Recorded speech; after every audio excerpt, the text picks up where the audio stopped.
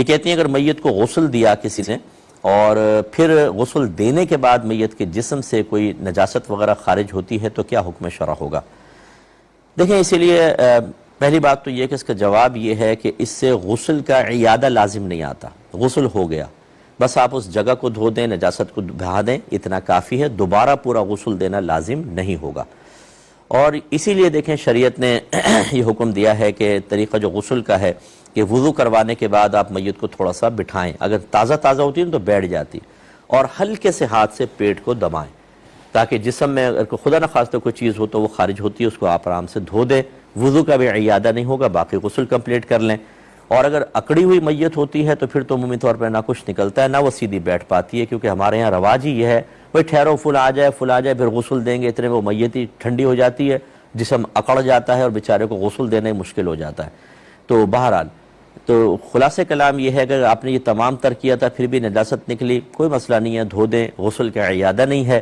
لیکن آپ نے سب کچھ نہیں کیا تھا سنت کے مطابق پھر نکلے تو پھر یہ آپ کا قصور ہے کہ آپ نے پہلے ہی کیوں نہیں مطلب یہ معاملات کر لیے. اس لیے غسل دینے والے کو چاہیے کہ چاہے 10 بار آپ نے غسل دیا ہو، جب بھی آپ غسل دینے لگیں تو خاص طور پہ جس سے بہار شریعت ہے اس میں غسل دینے کا پورا طریقہ لکھا ہے، ایک دفعہ پڑھ لیا کریں تو سارے مسائل تازہ ہو جاتے ہیں، پھر اس کے بعد کریں. اور جن کو بالکل کچھ جنہوں نے پڑھ کر نہیں سیکھا، کسی عالم سے نہیں سیکھا، تو خدا را ان کو غسل کرنے کا موقع نہ دیں، یا دیں تو انہیں کہیں خدا را پہلے کتاب پڑھ لیں پھر آپ غسل دیں، کیونکہ یہ بہت سارے خلاف شرع امور کا ارتکاب کر بیٹھتے ہیں. ایک انہوں نے یہ پوچھا کہ بہن ان کی فالج کی وجہ سے چونکہ مسلسل میڈیسنز لیتی ہیں تو وہ روزے نہیں رکھ سکتی، اور یقیناً ڈاکٹر نے ان کو کہا ہوگا، تو ایسی صورت یقیناً کہ جس میں آدمی موجودہ حالت میں بیمار ہو اور ڈاکٹر یہ کہہ دیں کہ آئندہ بھی افاقے کی کوئی امید نہیں ہے، تو انسان اپنے روزے کا فدیہ بالکل دے سکتا ہے. اور وہ فدیہ یہ کہتی ہیں کہ بہن مجھے دے دیتی ہیں، میرے حالات کچھ ٹھیک نہیں ہیں، تو بالکل ان کا فدیہ نکالنا بھی صحیح ہے اور اپنی بہن کو فدیہ دینا بھی بالکل جائز ہے. ایک انہوں نے پوچھا غریب بھائی بہن کو زکوٰۃ دے سکتے ہیں؟ بالکل دے سکتے ہیں. ہم نے پہلے بھی کئی دفعہ آپ کو رشتہ داروں کو اصول بتایا کہ جن کی نسل سے آپ ہیں، ماں باپ، دادا دادی، نانا نانی، انہیں نہیں دے سکتے.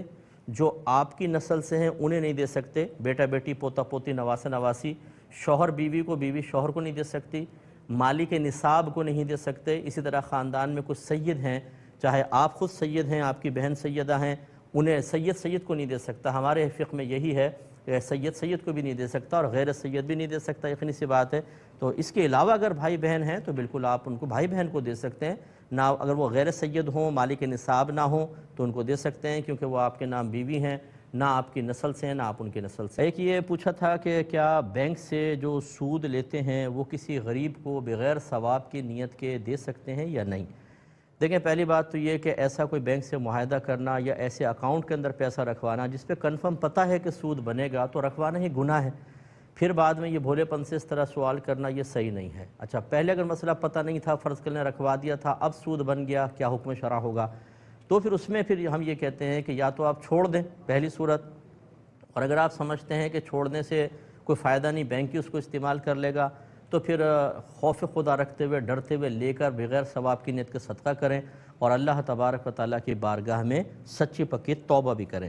یہ کہتے ہیں کہ کوئی عزیز ہیں، ان کی ایک سوسائٹی میں رہتے ہیں، کیمرے وغیرہ لگے ہوئے ہیں، سیکورٹی کا نظام بھی اچھا ہے، لیکن وہ کہتے ہیں میں شوقیہ کتا پالنا چاہتا ہوں، گھر کے اندر نہیں رکھوں گا، گھر کے باہر رکھوں گا، کیا حکم شرع ہوگا؟ دیکھیں شوقیہ کتا پالنا جو ہے اس کو منع کیا گیا ہے. اب اگر گھر سے باہر رکھیں گے تو یہ فائدہ تو ہے کہ رحمت کے فرشتوں کا دخول جو کتے کی موجودگی کی وجہ سے اللہ کی طرف سے ممنوع تھا وہ تو نہیں ہوگا، رحمت کے فرشتے آئیں گے، کتا باہر ہوگا. لیکن کتا ایک تو مطلب آپ باہر ہی نہیں رکھیں گے، لازم بات ہے وہ اندر بھی آئے گا، کھانا کھائے گا یا نہلائیں گے یا کچھ کریں گے، اس کا خیال رکھنے کے لیے اندر لے کر آئیں گے. دوسری بات یہ ہے کہ کتے جو ہوتے ہیں یہ اکثر بھونکتے ہیں، رات میں بھونکتے ہیں، آپ کا آرام بھی خراب ہوگا، پورے محلے کا آرام خراب ہوگا. تو اپنے شوق کی تکمیل کے لیے ان تمام معاملات کو دیکھنا. پھر کتا اگر اچھی نسل کا آپ پالیں گے تو اس کا خیال بھی رکھنا ہوگا، میڈیسنس وغیرہ، ڈاکٹر کو چیک اپ، پھر اس کا کھانا وانا. یہ اتنا ہوتا ہے کہ آپ ایک پوری فیملی کو مہینے میں اس کی کفالت کر سکتے ہیں، اتنا بعض اوقات کتے کے اوپر خرچ کرنا پڑے گا. تو ہمیں مطلب خیال کرنا چاہیے کہ کتا جس کا پالنا ہی ممنوع تھا، شوقیہ پالنا، اپنے شوق کی تکمیل کے لیے اس پہ اتنا پیسہ خرچ کرنا اور مسلمان بھوکا مر رہا ہو پوری فیملی کے ساتھ، یہ کسی بھی لحاظ سے مناسب نہیں ہے. اس لیے ہمارا مشورہ تو یہ ہوگا کہ ہرگز اس طرح کتا نہ پالا جائے. ساری عبادتوں میں سب سے بڑھ کر جو ذکر کیا جاتا ہے وہ درود پاک ہے. یاد رکھ لیں، صرف جو درود پاک زبان ہلا کے پڑھتا ہے نا، تسبیح کا دانہ گراتا ہے یا نہیں گراتا، لب ہلاتا ہے مگر پڑھتا ہے الفاظ درود پاک کے، اس کا بھی قبول ہوتا ہے.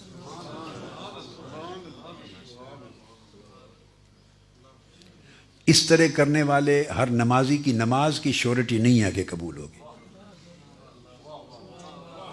کہ جو کھڑا ہو گیا مصلی پر لب ہلا کے پڑھ رہا ہے، معلوم نہیں قبول ہو، اللہ کی مرضی. آپ سمجھے ہیں نا؟ درود پاک ایک ایسا ذکر ہے کہ جس نے لب ہلا کے بھی پڑھ دیا اور بہت نیچے نہیں بھی اترا، اس کا بھی قبول ہوگا. آپ کو اس کا راز سمجھ میں آیا ہے یا ہے؟ ہاتھ کھڑا کریں جس کو اس کا راز معلوم ہے. زیادہ کو معلوم نہیں ہے، میں ان کو بتاتا ہوں. پھر میں نے کہا صرف لب ہلائے اور درود پاک کے کلمات پڑھے، کیا؟